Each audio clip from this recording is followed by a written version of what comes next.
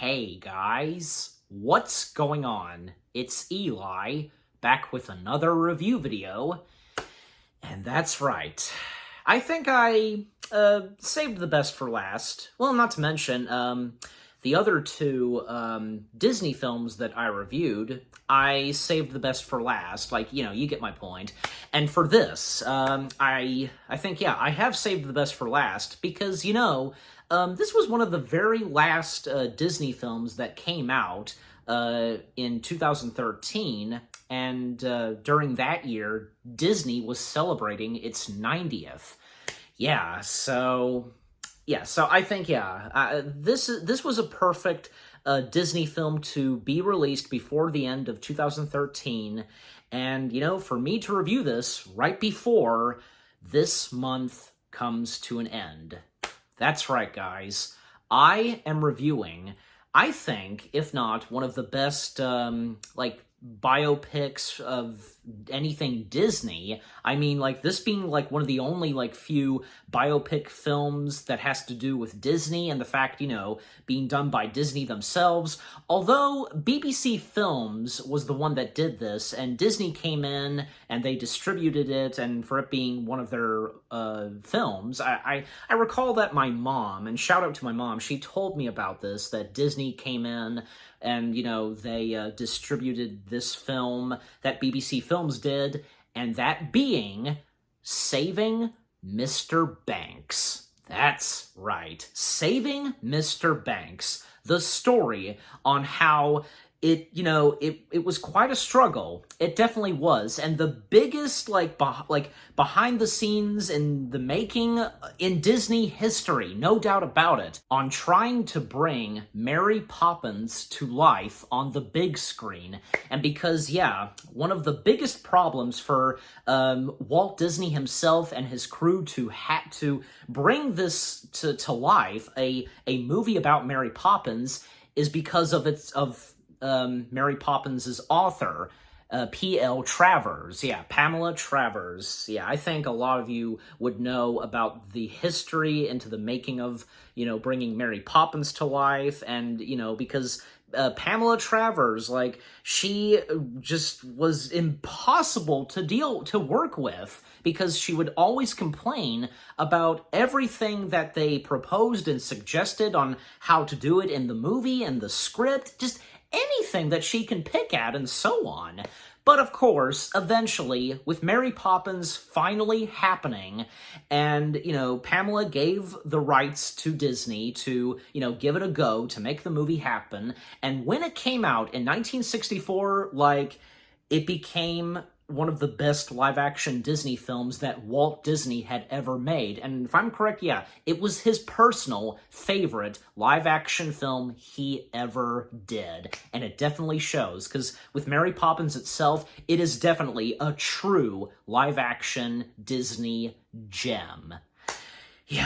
And to have a biopic about how this was all possible, seeing how, this turned out, what happened at the Disney studios, and with an amazing cast, from playing Walt Disney, Pamela Travers, and we also get, the backstory of Pamela Travers when she was a little girl in 1906. Oh, it was really good. So, as always, read the description / the story. Speared on by a promise he made to his daughters, Walt Disney embarks on what would become a 20-year quest to obtain the movie rights to Mary Poppins. The author, P.L. Travers, proves to be an uncompromising curmudgeon, I don't know how that word's pronounced, you know me, bear with me, who has no intention of letting her beloved characters become mangled in the Hollywood machine. However, when the books stop selling and she finds herself in need of money, Travers reluctantly agrees to consider Disney's proposition. Again, this film just fantastic with what it brings, And first off, because, we of course see a young P.L. Travers, and with a young P.L. Travers, and her actual name being Jenny. I think the T's silent. Correct me if I am wrong. And Jenny being played by Annie Rose Buckley, and I think this was her first acting role, and it takes place in 1906. And with an older P.L. Travers, played by Emma Thompson, taking place in the early 1960s, taking place in 1961. Traveler's living in London, England, and she's in need of, making some money. And I think he's her, I want to say agent? I think so. Agent, manager, whichever which. I think probably agent. Diamond Russell, a bit difficult to pronounce his first name, but, Russell, yeah, I'll go with Russell, played by Ronan Vibert, however the last name is pronounced. You know me still. So Russell just, arguing with Travers on, ignoring and refusing to, have Walt Disney, get the film rights to do Mary Poppins. But she is in need to make some money, and, and she can't help but, oblige and go along and travel to Los Angeles to meet with Walt Disney and the possibilities of making a movie adaptation of Mary Poppins happen. And here's another thing, because the movie does a really good job going back and forth from, going to 1906 to the 1960s, like, seeing the time of a young P.L. Travers, what her childhood was like, and with, the older P.L. Travers, you get my point. And we see Travers's father, Travers Goff, played by Colin Farrell. Yeah, Colin Farrell. And also her mother, Margaret Goff, played by Ruth Wilson. And Travers' little sister, I know she has to be listed here somewhere, right? Because I'm not sure if I'm seeing... I don't think so. No, I don't... Maybe this is her. Yeah, it's her. Biddy Goff, played by Lily Byam. Maybe I'm saying her last name right. Again, well, they come from Australia, and that's the thing, because P.L. Travers, because, she's acting so, English, but she does originate from Australia. She's an Aussie. Yeah, that's the way of, people from Australia, and they basically leave their home and head to, this farm. They travel by train, and, they do a very good job, because in this movie, again, as I said, this movie does a very good job going back and forth, from 1906 to 1961, the other way around, whichever which, and the transitions, there's some pretty good transitions from, if it's 1961, to 1906, yeah, and P.L. Travers, she, travels to Los Angeles, and she meets, the driver that's basically her own personal, Uber, I want to say, named Ralph, played by Paul Giamatti. Yeah, Paul Giamatti, good actor. So Ralph being Travers' main driver and wherever she needs to be, especially being at the Walt Disney Studios. And another thing is, some of the characters, I should say, in Saving Mr. Banks, they're sometimes calling her Pamela, but she would rather be referred to as Mrs. Travers. And the hotel that she stays at, which is a Beverly Hills hotel, well, yeah, because when she enters in her room, because a lot of Disney stuff is in there, and she's not fond with it. And there was one moment where she first grabs the Winnie the Pooh plush, and she says, "Poor A.A. Mill." And because this takes place with her being in Los Angeles and to meet with Walt Disney, Because, yeah, it takes place in 1961, and this was years before the Winnie the Pooh short films happened in the late 60s and early 70s. Like, am I missing something? Like, did Winnie the Pooh start to show up, like, at Disney in the early 60s? Maybe I need to look that up, and you guys can let me know too, by all means. And I just thought I'd mention that because it's kind of an important thing, you know, like when you think of it. And it's true because the Winnie the Pooh short films, because, you know, they started in the late 1960s and early 70s, I'm just saying.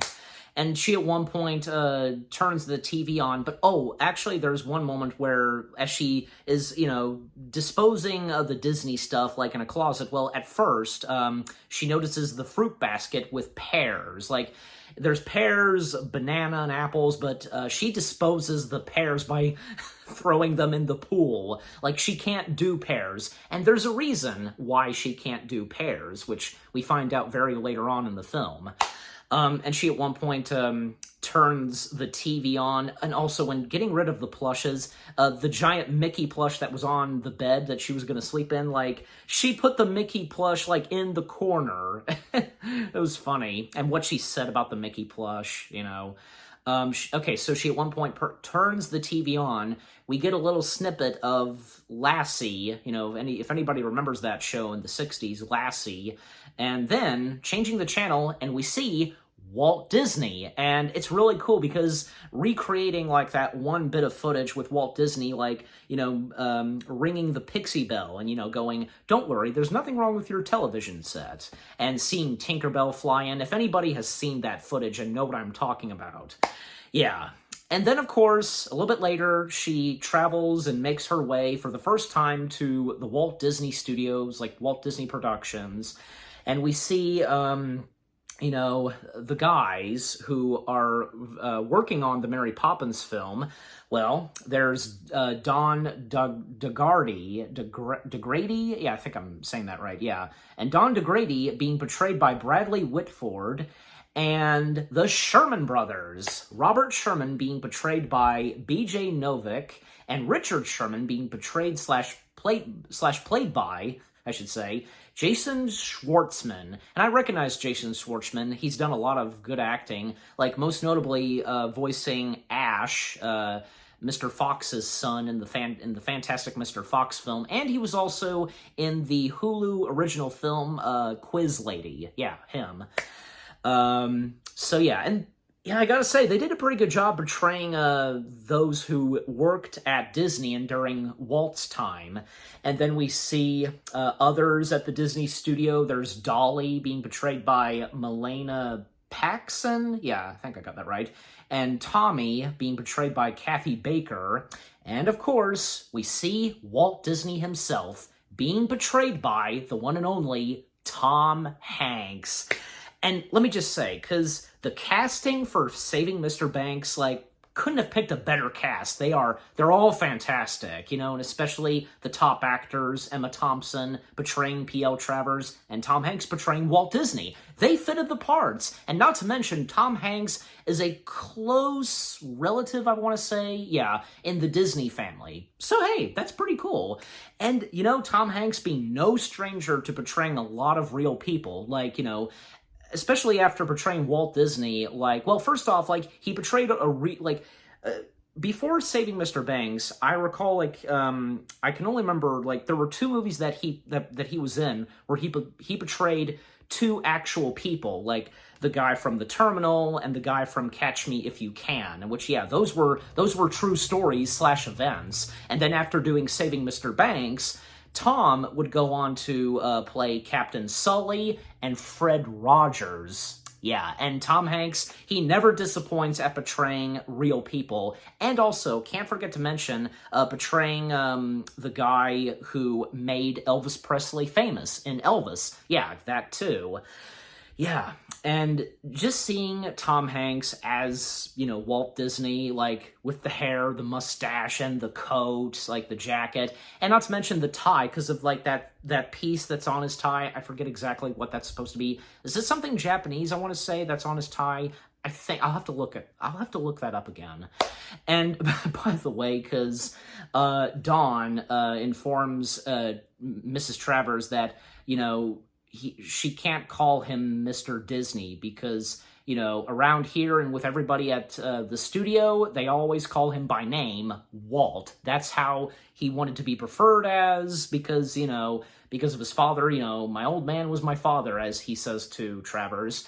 And Walt having a conversation with Travers on bringing Mary Poppins to life, and he kept a 20-year promise to his daughters. Like, ever since, and it's true, because ever since his daughters were laughing at the Mary Poppins books, and, you know, when he read one of the books, he was blown away, and he knew that he had to make a movie about Mary Poppins, and for his little girls to see.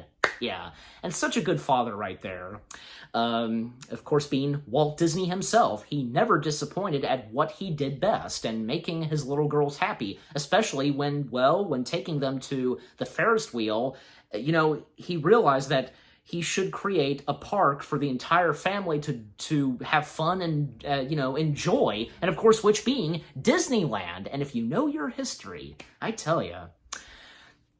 And, of course, sure enough, like, this is where, yeah, Travers is difficult for everybody at the Disney Studios. Like, I tell you, from time to time, like, and again, it's true, because no matter what, because whatever they would mention and talk about that they had in mind for, you know, the script of the Mary Poppins movie, she would always bicker and stuff like that. Even, like, say, Travers refused a movie adaptation of Mary Poppins to be animated, to be a musical, but Walt was for sure going to have it be a musical, and he was going to have some animation to it. Not entirely, but just for a whole sequence, as we all know, being the chalkboard sequence, yeah, with the penguins and the carousel and that horse race, you name it, yeah. And coming back to what was happening in the year of 1906 with a young P.L. Travers, well, again, as I said, like, they, you know, they left Australia and moved to a new place and, you know, living on a farm, and I forget the name of where they now resided, and there will be a text, and as you're seeing right now. And it seems like everything's going pretty well, and especially, well, for them moving there, and because of, you know, Travers Goff's job, because he's in the bank business. And unfortunately for P.L. Travers' father, well, because first off, and it's obvious, and it really shows, and you know, her father shows it, that he is a very sweet, loving, caring father to his little girls, and he loves his wife very much. But the thing is, P.L. Travers' father was a workaholic, and especially drinking a lot. Yeah. And, like, later on in the film, because he's starting to have problems because of alcohol and so on, and as we all would know, yeah, it's very sad. And, you know, trying to be there and do what's best for his family, for his wife, and especially his little girls. You know, the fact that they had a third child, and which, you know, they just had a baby, and I want to say, like, yeah, P.L. Travers has a third sister, yeah, you know, from time to time, because, like, you know, Jenny spending, you know, that was her real name, P.L. Travers' real name. Again, if I'm pretty sure, yeah, the T is silent, you know, moments with her and her father, and especially, like, when she's noticing, you know, something's off with her dad, and with, which, of course, being, you know, his addiction to alcohol, and, you know, his struggles, you know, working at, you know, the bank business and so on, and even, like, say, like, this close to getting fired. In fact, he kind of did, but his boss, Mr. Bella Hatchett, yeah, played by Andy McPhee, because he fired him at one point, especially because, like, well, Jenny was, you know, meeting up with her father because it was ice cream day, and because Mr. Glenn Hatchett realized that was Travers's little girl, you know, he changed his mind, and, you know, he ensured Jenny that, you know, her daddy was not fired and so on. And, you know, it's true on, you know, Mr. Blahatchet, yeah, had a good point what he said to Travers, you know, saying, you know, do it for your daughter, etc. Yeah, because he needs to do this for his daughter. You know, that's what's important, for his very own flesh and blood, his kids. That's what's important. Now, coming back to 1961, because what's happening at the Walt Disney Studios and with, you know, the Disney crew, you know, struggling with P.L. Travers, and because, like, you know, when it comes to the Sherman Brothers singing the songs and, like, you know, like the opening song that Bert sings, room here for everyone, gather around Constable Responsible. Now, how does that sound? And, you know, Travers, you know, saying, responsible is not a word. And at one point, because we see that Richard, like, you know, slides the piece of, like, lyrics to Supercalifragilisticexpialidocious, because, yeah, she would flip out on that. And especially, like, at one point, like, where she had a list of notes, like some changes that, you know, she has requested for the movie. Like, you know, there is not supposed to be any hint of romance between Poppins and Bert, and she disapproves of Dick Van Dyke being cast as Bert, and asking why Mr. Banks has a mustache, and that was Walt's request. And yeah, there is a good reason why he wanted Mr. Banks to have a mustache, but the biggest one, I think especially for Walt, and he questions Travers as to why the color red can't be in the picture. Yeah, because she also requested in the list of notes to not have the color red be in the picture. And Walt had a good point, you know, explaining to Travers as to why red should be in the picture, because in London, England, there is a lot of red. You know, the flag, for instance, the double-decker bus, the mailbox flag. Yeah, and, you know, there's other stuff that's red. I'm pretty sure some flowers and other things that Walt pointed out. And, you know, Travers, she'll stop at nothing, and, you know, threatening Walt the piece of papers because it has to do with, you know, the rights to officially doing the movie and for it to, you know, be a go and so on. And Walt has no choice, but, you know, he turns to his crew and says, all right, no red in the picture. And he had no choice, but obviously, you know, red being in Mary Poppins in the final film. So, you know, and of course, Walt, yeah, very well aware that Travers is a hard piece of work, I should say. Oh gosh, and especially, yeah, they of course had to include this in this movie where Robert Sherman, you know, he was finding Travers really difficult, and even Robert Sherman himself stated that what he had to say about Travers by calling her a witch. I don't blame him for saying that. I mean, yeah, it's understandable, you know, because again, like, for Robert Sherman, he just couldn't stand working with her, because he knew very well that she was a hard, tough piece of work, you know. Yeah, because of course Walt getting irritated at times, like, yeah, you could see the look in his face, like, yeah, because how much a hard piece of work that she is. I also like it because after their first meeting, you know, and like when she walks out of his office, and, you know, Walt, you know, one time in the movie saying a swear word, which being damn. I mean, Walt Disney himself did swear at times, you know, when he got fed up and angry and upset, you know, and that's understandable, you know. Yeah,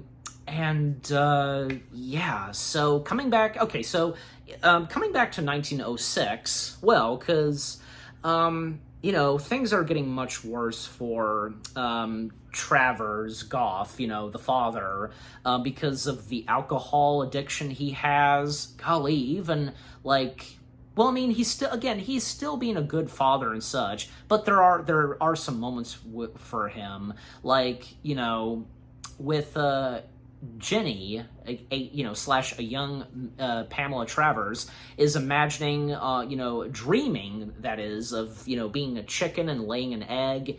And when her mother comes outside and mentioning something about dinner, well, Travers tells his wife to, let their daughter dream and so on, even at one point shouting at her. Gee whiz, like, that wasn't really necessary, but of course it's the alcohol problems that caused him to do that, even though he didn't mean to. So, yeah.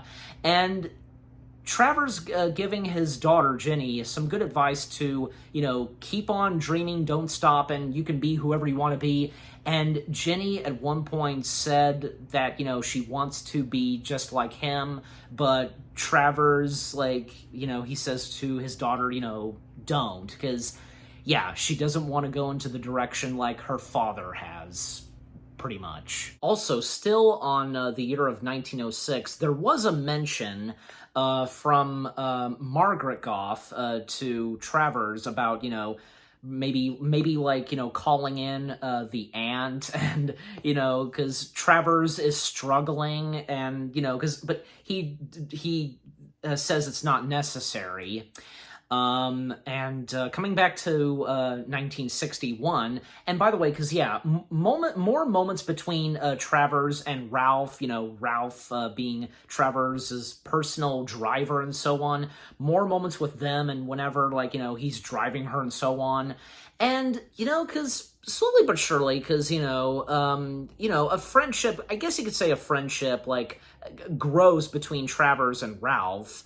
And especially, there's one moment when, she's at the Disney Studios, and it comes to the sequence at the bank, with the Tuppence song, and she is, I guess, having flashbacks and thinking back in 1906, when at the fair, and this panel for the bank business that Travers' father is going to be presenting and doing a speech. Well, because, he was rehearsing his speech on paper, rehearsing it, etc., but, he couldn't help it because he joined with a lot of guys, drinking and so on, and he looked, not very well when it came to, making his speech. Even his boss noticing that he did not look very well, and of course he knew that it was not the best time for him to be up there doing his speech.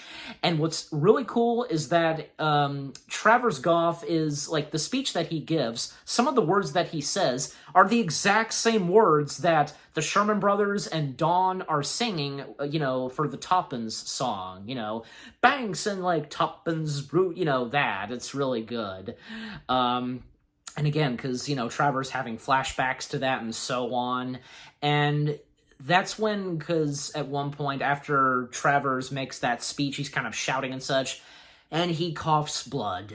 Yeah, so, and he mentions his little girl, Jenny, and calling her Princess Jenny and so on, having her come up to the stage and so on.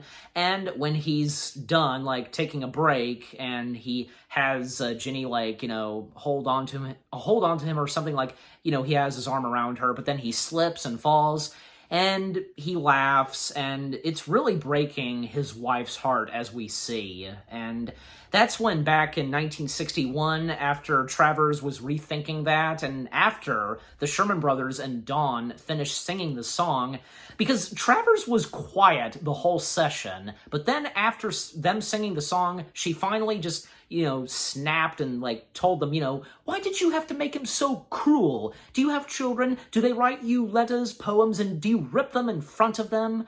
Because after what she was thinking about, and they really don't understand what she's really talking about, and that's another thing, because as she establishes to Walt Disney at one point, because the Banks and Mary Poppins, they're like family to her.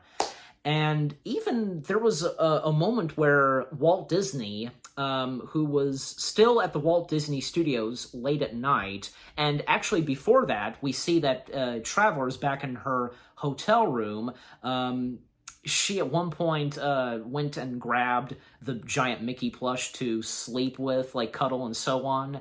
And yeah, that it's nice that it goes to show in the movie that she slowly but surely, liking Mickey Mouse, like the only cartoon character that Travers seems to like, which being Mickey. I mean, who wouldn't love a cartoon character like Mickey Mouse? Like, this is Mickey Mouse we're talking about, no doubt about it.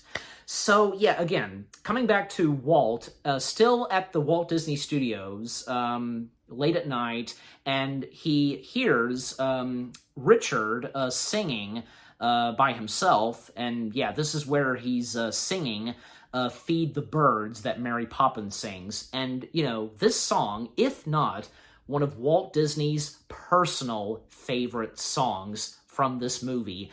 And, fun fact, and it's a very important fun fact, whenever the Sherman Brothers were in Walt's office, and when Walt was around, he would ask them to play that song, and he didn't have to say what the name of the song was because the Sherman Brothers knew which song to play. And even after Walt's passing, Richard from time to time would show up to the studio at Walt's office and play the song on the piano. Oh, just really cool and just very sweet and touching, And so, yeah, when Walt coming into, the room, the session room and such, with doing the songs, Walt kind of at one point joining in with Richard singing a little bit of a song, and Bob, he was still there, but he was asleep on the couch. And at one point, Walt mentions to Richard about what it was like for him, like when creating Mickey Mouse, and how he almost lost Mickey Mouse to someone else. And, the fact that, he told Richard that Mickey Mouse is family, and, him like risking losing that mouse, he almost lost the mouse, and because the same goes for Pamela, because how much the Banks and Mary Poppins means to her. Family. So yeah, that's a good point, and talk about a connection between Travers and Disney. Now, coming back to 1906, at this point, yeah, Travers Goff is very sick, and pretty much he can no longer work. And especially, he needs to stay away from drinking, like pretty much stop drinking completely. And even at one point, he asks Jenny to, get a bottle of medicine, and she knows exactly what he's talking about, but she still obliges and, eventually finds it because Margaret hid it, but she found it in a shed, I want to say, and and of course she gives it to her sick dad. Golly. And by the way, because more like sweet moments between father and daughter, because important things like when it comes to Travers Goff shaving, swish and swoosh. Well, and that pretty much explains why Travers was wondering why Mr. Banks in the movie Mary Poppins has a mustache, and she doesn't really like the idea of Mr. Banks having a mustache. And this has to do with, her actual father shaving to, because basically, a father pleasing her daughter by shaving and so on, and, a kiss on the cheek, stuff like that, yeah, and golly, and before I get to this one part that happened in 1906, another, moment between Travers and Ralph, because Travers, making, a little, fortress, I want to say, probably that's not the word I'm looking for, but this is what she used to do when she was little, put leaves and, pile them on top and so on, and even, say, making a lake and having Ralph, help, make, a giant, straight hole and stuff like that, and he had a cup of tea in a paper cup, and Travers didn't like that being in a paper cup, and using the tea and to pour it in the ground, and that makes at first Ralph says a river, but she corrects him, it's a lake. So yeah, and there are some moments where Ralph is talking about his daughter to Travers, and how his daughter is paralyzed. You know, she's in a wheelchair, and she's like very intelligent, but there's some, you know, difficult moments with his daughter and so on. And Ralph, you know, saying that, you know, what Travers has made, you know, and with the lake, you know, Ralph is saying that he would like to take his daughter to that lake. And then we come to, back to 1906, a moment where one evening, and I think, yeah, this was the same day where, you know, Ginny gave the bottle of alcohol to her father, and Margaret is standing right there at Ginny's bedside, you know. Yeah, she turns and sees her mother just looking at her, just, oh my gosh, the look on her face, and telling Ginny that, you know, she knew that she gave it to her father, and her saying that, I know you love your daddy more, but one day you'll understand. And she just walks away. Like, what is she gonna do? It's like she's totally lost. And Ginny following her, and apparently she was gonna drown herself in a lake. Oh my gosh, being that depressed. But of course, you know, sure enough, Ginny trying to, you know, stop her mother, and for her to wake up, and yeah, she does wake up and realizes what she's doing, and she breaks down and she feels so bad, you know. Oh my gosh, like, that's a heart-wrenching moment right there, don't you think? So after that happening, and coming back to 1961, at Travers's hotel room, she receives a phone call from Walt Disney, because, yeah, he is well aware of what happened, and because of her being upset and so on, and he suggests and invites Travers to come to Disneyland, but of course, knowing Travers, like, you know, she just, like, does not want to be there. And Walt Disney, you know, saying, like, why would no one want to come to Disneyland and be with Walt Disney himself? Like, and yeah, he had a good point. Who would turn down something like that? And Travers said something about fire, lightning, and storm, like, something, and that pretty much, in a way, offended Walt Disney, and him hanging up on the phone, like, yeah, he had a good reason to hang up, because, oh my gosh, that was, like, really hurtful over Walt Disney. Oh my gosh, like, Travers, again, being a handful for sure. And then at one point, because after that, Walt comes to the guys, you know, the Sherman Brothers and Don, you know, basically that they need to fix something up for the character of Mr. Banks, yeah. And sure enough, a little bit later, yeah, Ralph, driving Travers, well, he takes her to Disneyland, of course. Like, yeah, Walt Disney is determined for her to be there, even though she doesn't like it. And it's really cool because, yeah, we of course get the appearance of Disneyland, and when the gates open and seeing Walt Disney waving, and yeah, Ralph's reaction, you know, saying, there he is, in living, breathing person, you know, however he said it. And it's true, like, yeah, it'd be really awesome, like, you know, being at a Disney park and Walt Disney being there. Hey, even if it's Tom Hanks dressed up as Walt Disney, it doesn't matter, you know? But still, you know, like the Walt Disney, you know? Who would not want to spend time at a Disney park with Walt Disney himself? Yeah.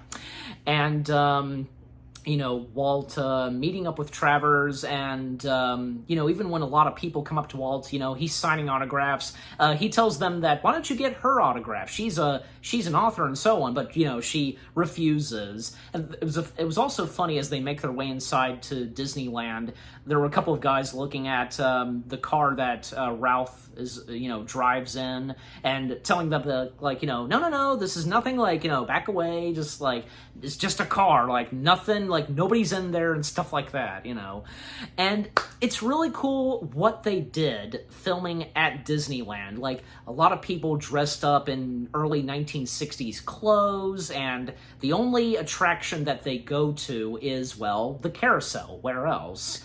And, you know, I kind of have noticed this at times because, like, at the ticket entrance, you know, to Disneyland, you can kind of see, like, the, like, monitors or, like, screens, you know, that you would see at the entrance to any Disney park. You know what I'm talking about? Like, yeah, they failed to cover up those, but hey, it's a movie goof. Movie goofs are bound to happen. Just, like, you never know, but, you know, they're always bound to happen. And in this case, for that being in Saving Mr. Banks, oh my gosh, yeah. But it's funny, you know, when you think about it. Yeah, and them riding on the carousel, and, well, because they're riding on a carousel, you know, Travers is having a flashback to a carousel that was at the fair that, you know, the family attended to with that panel of the bank company. And then, at one point, and coming back to 1906, the aunt arrives. Yep, and, Aunt Ellie, yeah, and Aunt Ellie, being the sister of Margaret, yeah, and Aunt Ellie being played by Rachel Griffiths, yeah, I think I'm saying it right. Yeah, I recognize Rachel Griffiths, I know I've seen her in other stuff, yeah. And Aunt Ellie is basically like a real-life Mary Poppins. Like, she has the bag, the umbrella with, you know, the parrot, stick, you know, however it's called, and what she pulls out of her bag, and even, like, say, a pineapple, and Biddy, like, having her jaw dropped, and, like, you know, Aunt Ellie saying to her, "Close your mouth, Biddy, we are not a codfish," and even saying at one point, Spitspot, and recommending that Biddy and Jenny help out her and their mother clean up around the farmhouse and so on. And back to 1961, and with, you know, more, you know, sessions of, you know, making the film and with, you know, the songs and so on. And two things I forgot to mention because, yeah, she did finally hear them singing Supercalifragilisticexpialidocious, and, you know, of course she complained on that. And the fact that Travers herself requested that they would record, that the sessions would be recorded on tape, you know, every single one recorded on tape, yeah. And a couple of times where Dolly would come in with, like, a cart of food or sweets and stuff like that. Even one moment where, because of the Supercalifragilisticexpialidocious song being played, well, at one point, Dolly's about to come in with a, you know, a cart of food and such, and Travers saying to her, "If you step in with that, I will scream." And also, the character of Tommy, you know, moments with Tommy, and Walt, you know, getting advice from Tommy, you know, because, you know, Travers being a woman, and Walt asking Tommy, what is he missing? And Tommy setting Walt straight, you know, I don't think, not in a mean way, but just, you know. Yeah, and when it comes to the Sherman Brothers, Don and Dolly singing "Let's Go Fly a Kite," this is where, you know, things start to look pretty better for them and Travers.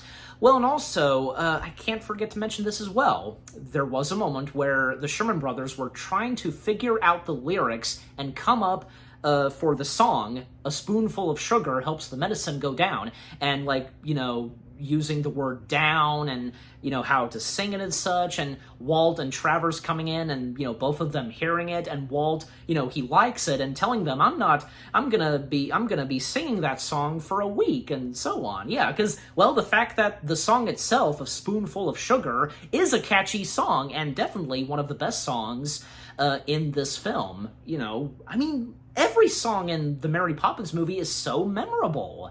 Like, yeah, I don't need to say it because, yeah, we all know. But with the sequence of them rehearsing the Fly a Kite song, and where Travers, you know, she is enjoying it, and then at one point, Don asks her to dance with him, and she starts dancing. Dolly informs Walt, and Tommy hearing this as well, and Travers joining in and singing it, and yeah, it was a good moment for them. And Travers, of course, has something to say of, you know, changing something to the song, like, like her saying like the proper way, in English is, let us go and fly a kite. Oh my gosh, Travers. And yeah, things are looking much better for Travers and the Disney crew. But at one point, a little bit later, when it comes to the Jolly Holiday sequence, yeah, and, she approves of Jolly Holiday, and, she asks about the penguins, and if they're going to use actual penguins, like if they're going to be trained and such. And, there can be some certain animals that can be trained very well to do some certain things.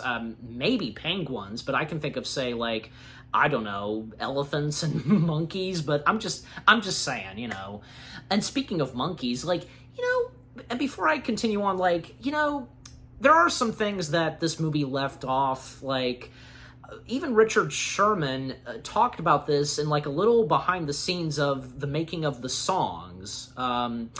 And if anybody remembers that, because Sherman talking about a handful of songs that did not make it into the Mary Poppins movie itself, like a song number for Admiral Boom.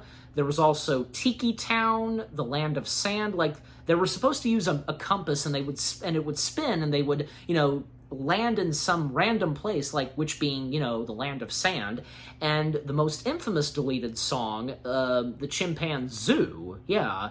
And how Richard Sherman explained that Travers suggested actual songs, like, to be in the film, like Tarara Boondie or Greensleeves. But a sample, I think, of Greensleeves, like just the music, the instrumental part, was used in the Jolly Holiday sequence, yeah.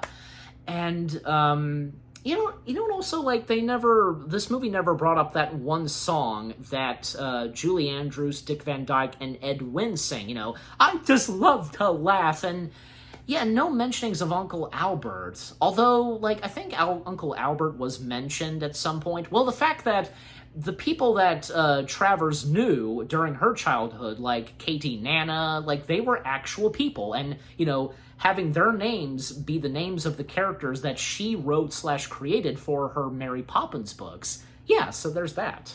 But coming back to the Jolly Holiday sequence where, she approves of the song and asking about the penguins, well, because when it comes to the penguins, Richard Sherman, like, flat out saying that they're animated. He could, like, he just had to say it, and he had no idea, like, oh my gosh, and Dawn and Robert, they're just like, oh my gosh, like, what have you done, Richard? And this pretty much triggers Travers for sure. Yeah, her attitude changes back to what she originally was, and how she had first interacted and worked with the Disney crew, and she storms into Walt Disney's office and complaining about, cartoons and so on, and, she's saying, you promised me this movie would not be animated, and Walt is assuring her that it's not, and she then says, then the real penguins, and Walt telling her that they are animated, but she assures her that the actors are real on screen. Combination of live action and animation. And, Disney had done this before Mary Poppins, the best example. The Alice cartoons and Song of the South, yeah. And that's when Travers hands the papers to Walt. She's had enough, she's through, and she makes her way back to England. And, another moment between Ralph and Travers, and, Ralph telling Travers that, he did read the book, and, this has to do with his daughter, and, he couldn't stop reading it. And Travers offers Ralph if she can sign the book to him and his daughter. Yeah, very sweet of her. And, she never knew his name, and up until, he said that his name is Ralph, and, she said Pamela, and they shook hands, that whole time, and Travers gave Ralph a piece of paper about some very famous names like Albert Einstein and so on, and telling him, and it was very nice of her to say to Ralph about his daughter that, his daughter can do anything. And on the back of the piece of paper, it had Walt Disney's name, saying something negative about him and so on, And thus, she, makes her way back home, and, when she makes her way into the house, her house, saying, "Hello, house." Like anybody would say that to their house, right? And at one point, back at the Walt Disney Studios, because Walt coming to Dolly and Tommy, and because at that point, Travers, she went back to England, to her home, and her plane tickets, like it's on a piece of paper that Walt looks at, and Walt finds out her actual name, and her name not actually being P.L. Travers. Because her last name being Goff. Helena Goff? Yeah, Helena Goff. Yeah, I remember now. Helena Goff, and the fact that they find out that, because that she's, talking so Englandy, English and so on, she is an Aussie, because she originates from Australia, and Walt just wondering and asking, like, this Helena Goff, like, then who's this Helena Goff or P.L. Travers that I'm missing, however he said it. And coming back to 1906, we get one more bit of what happens in 1906, because a little bit earlier, Jenny / Pamela Travers, her sick, dying father, asks her, because she has a lot of Toppins, and she asks her dad, what to get for him, and he asks her to get pears. And sure enough, she goes to, spend the Toppins on pears, but when she comes back, sadly, it's too late. Her father has sadly died, and with her dropping the pears and seeing her father's body, and her aunt trying to comfort her and just say something to her, and it's where Jenny is just something changes in Jenny, and she kind of, I guess, snaps at her aunt, saying, "You said you would fix everything," but fixing her father not being one of them. It's unfortunate. And that's it for what happens in 1906. And coming back to 1961, because later that night, Pamela gets a knock at the door, and who else would it be than Walt Disney? He took the next flight to England to, see Pamela and to definitely assure her and to convince her. And a very nice long talk between Walt and Travers, especially Walt. Walt goes in talking about his childhood, and being a newspaper delivery boy, I should say, both him and his older brother Roy, and talking about what his father was like, and he fully understands now what Mr. Banks, I should say, Mrs. Banks, Mr. Banks, what Mr. Banks really means to Travers, and knowing her real name, and what he suspects that her father was like, and assuring her that Mr. Banks in the Mary Poppins movie will be saved, and that this Mary Poppins movie will make many people happy, from kids and adults. And sure enough, he did finally convince her. But however, and I just want to mention this, and it is a fun fact, and it's true, because in reality, that actually didn't happen. Walt Disney traveling to England, and to, be at Travers' house, and to really assure her and convince her that, doing a Mary Poppins movie is in safe hands with him and his company. I think, because it happened on the phone, him contacting Travers and convincing her for sure. But, in the movie, it's fine the way it is, of course. I mean, look, there's gonna be changes in biopic films, but you know what? These changes can work, and they have to work and make sense. That's what's important. So, with making a Mary Poppins movie a go, well, we see, because, like, you know, from Pamela at her home and at the Disney Studios, yeah, and, we once again see Pamela's agent, yeah, again, I think agent, Russell, appearing once again. And at one point at the beginning of the film, because Pamela had a, like, house caretaker, you know, named Polly, played by Michelle Arthur, because early in the film, like, she fired Polly, and very later on in the movie, because, yeah, she rehired Polly, and, you know, why, you know, she kept Polly, and, you know, Russell asking Pamela as to why she kept her, because, you know, Pamela says that Polly reminds her of herself. No kidding, you know, and I'm pretty sure, because Pamela can't deny, you know, what she's like herself, you know what I'm saying? Like, yeah.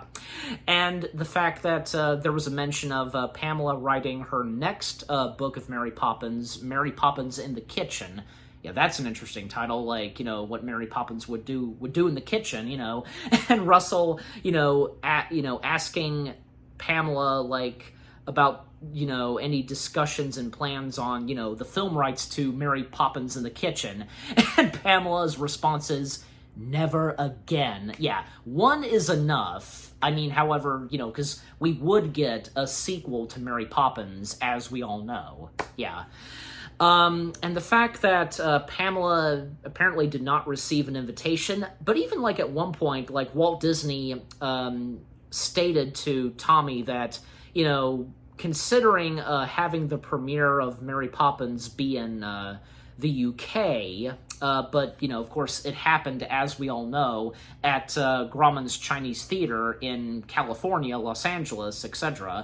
And, yeah, Pamela, of course, once again traveled back to Los Angeles. This time she surprised Walt. Yeah. And of course, yeah, he was surprised. And, you know, telling Walt that, you know, I didn't receive my invitation, just, you know, getting to him and so on. And Walt saying, how could I forget you? Yeah. I mean, you know, Pamela, at least, you know, Pamela, you know, deserved to be at the premiere because, you know, she is the author. And even though the troubles that she gave, still, like, if you get my point. And I almost forgot to mention, we now come to the year 1964, the year that the Mary Poppins movie is about to be released. And yeah, when it comes to the premiere of the Mary Poppins movie, because, yeah, Pamela waiting to be driven to the premiere at Grauman's Chinese Theater, a very sweet moment because Pamela is reunited with Ralph because, yeah, Ralph drives/escorts Pamela to the premiere, and yeah, of course, he had to, you know, and after all they've been through, and the only person that Pamela was close to, like, yeah, definitely, that's something right there, I tell you, you know. And by the way, I almost forgot to mention this, that, you know, Ralph did ask Pamela as to why he was the only person that, you know, she really liked in Los Angeles, and, you know, she wouldn't tell him, like, yeah, that's Pamela for you. Of course she's not gonna say, and, like, you know, as to why. And at the premiere of the Mary Poppins movie, yeah, really awesome, like, you know, capturing, and it's important, capturing the vibe and feel of, like, you know, the 1960s, and of course seeing Tom Hanks as Walt Disney there, and his wife Lillian Disney being portrayed by Dendry Taylor, yeah, and we do see a young Dick Van Dyke and Julie Andrews, them being portrayed by, let's see, yeah, Julie Andrews being portrayed by Victoria Summer, and Dick Van Dyke, where is he? Yeah, here he is. Dick Van Dyke being portrayed by Christopher Kyer. Yeah, both of them are uncredited, but I mean, you know, a young Julie Andrews and Dick Van Dyke, you know, we just barely get an appearance of them, and they don't really have that much to do in this movie. Just saying, you know. And also, like, seeing the Disney characters at the premiere, from Mickey Mouse, Goofy, yeah, I think yeah, Pluto, Donald, and Minnie, and Chip and Dale. And when we get a shot of Chip and Dale, it's the same Chip and Dale meet and greet costumes that, you know, still to this day are being used. And also the costumed penguins are there, as well as, I think, yeah, I saw the Seven Dwarves and Snow White, because they were actually there at the Mary Poppins premiere. And with Pamela finally showing up and Ralph encouraging her to go on and, of course, have a good time, and a lot of people are getting escorted, you know, with you know, like this. And the Mickey meet and greet costume coming up to Pamela. And actually, because, like, the actor who portrayed Mickey Mouse, like, as he's credited, Mickey Mouse mascot, uncredited, being played by Bruce Lanola, I don't even know how that last name is pronounced. And again, you know me sometimes, I'm just saying.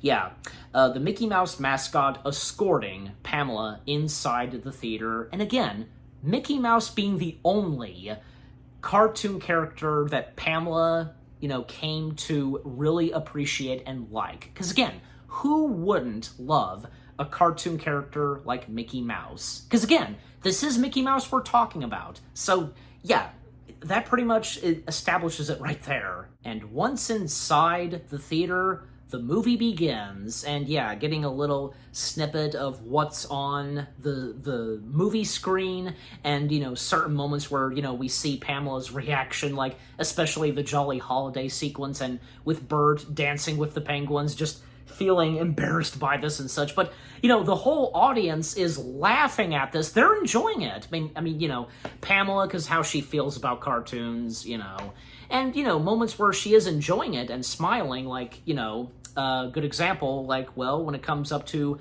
the Step in Time song, because, yeah, another fantastic song, which being Step in Time, sung by Bert and the Chimney Sweeper gang, you know. And then when it comes up to, like, Mary Poppins and Bert talking about, you know, Mr. Banks, and, you know, sometimes a person we love, you know, under their nose, like, you know, that kind of talk. And, you know, Bert assuring Jane and Michael about their father, and, you know, talking about, you know, their father being in a cage and stuff like that, and businesses and so on. And Pamela starts to get really emotional, because this was a really good moment right here, because, and especially one of the best moments in the Mary Poppins movie itself, where Mr. Banks is walking alone at night to the bank building, you know, because knowing that Mr. Banks is about to lose his job, and for Pamela Travers thinking back on her father, and she breaks down, and Walt overhearing Pamela crying, and he assures Pamela that Mr. Banks will be all right. And Pamela just making an excuse, like, you know, talking about cartoons. But of course, yeah, Walt knows what she's really upset about. Just, you know, Walt grunting is, you know. And then when it comes up to Mr. Banks singing Let's Go Fly a Kite, yeah. And that's where, right there, Mr. Banks was saved. And, you know, Pamela thinking back on her father, and one more snippet that we did not see, you know, during 1906, the many times we come to 1906, where a young Pamela Travers, you know, looks at her father and, you know, telling him, you know, don't leave. And, you know, her father's response was never. And, you know, he never did. And we get a smile from Pamela. And what was in literally the start of the movie and at the end of the movie, on piano, a little bit of, you know, chim chim chimchery, and hearing, and obviously it's Colin Farrell's voice, winds in the east, mist coming in, like something is brewing, about to begin. Yeah. And what a way to start off the movie with that, and to end it off with that.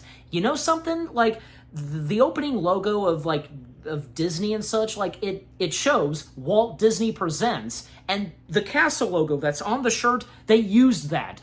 Oh, that was so good. Like, that was a good way to open the film, definitely. And especially because, like, one of the first shots we see is, young Pamela enjoying the breeze and seeing, like, the palm trees, in Australia. We see that at the beginning and at the end. Like I said, how the movie opens and how it ends the exact same way. And that was, of course, that was a perfect way to open it and end it, yeah. And with the end credits, it was really cool because, seeing actual photos of the premiere of Mary Poppins, and it was really cool because when it came to the names of the cast, and showing pictures of Walt Disney and Pamela Travers, and with Tom Hanks and Emma Thompson's name, yeah, that was very fitting, of course. And also, when the credits are rolling, we actually hear a sample of one of the recording sessions with, Travers and the Disney crew. Yeah, we actually hear it. It's pretty cool. Yeah. And also, a couple of other things I'd like to mention. First off, the music to Saving Mr. Banks, scored and composed by Thomas Newman. Yes, and the music in Saving Mr. Banks, fantastic. And Thomas Newman, he's definitely a fantastic composer of music, and the Newman family, from him, David Newman, and especially Randy Newman.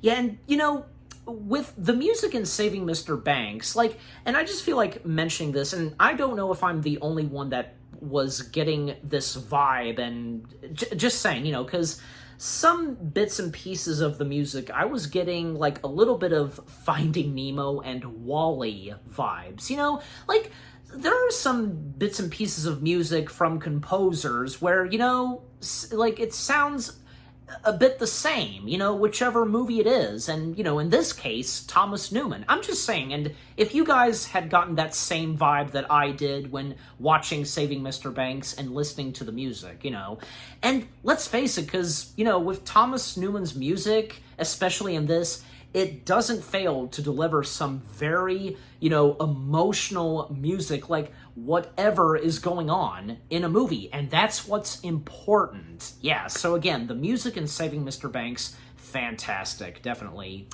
And also, at the end of the movie, and with the end credits, because, yeah, Saving Mr. Banks being dedicated to Walt Disney's daughter, the late Diane Disney Miller, who unfortunately, unexpectedly, sadly passed away before the movie came out. And yeah, I'm pretty sure that, she would have seen Saving Mr. Banks, and no doubt about it that she really enjoyed it. And for Saving Mr. Banks being dedicated to her, yeah, the right thing to do and very fitting. Yeah. And of course, a perfect way to end the film right there with that dedication. Yeah, just everything about this movie is perfect. Saving Mr. Banks, again, as I literally just said, a perfect movie. It's a perfect biopic film, something about Disney, and in this case, the history and the making of the Mary Poppins movie and how it was a struggle to work with,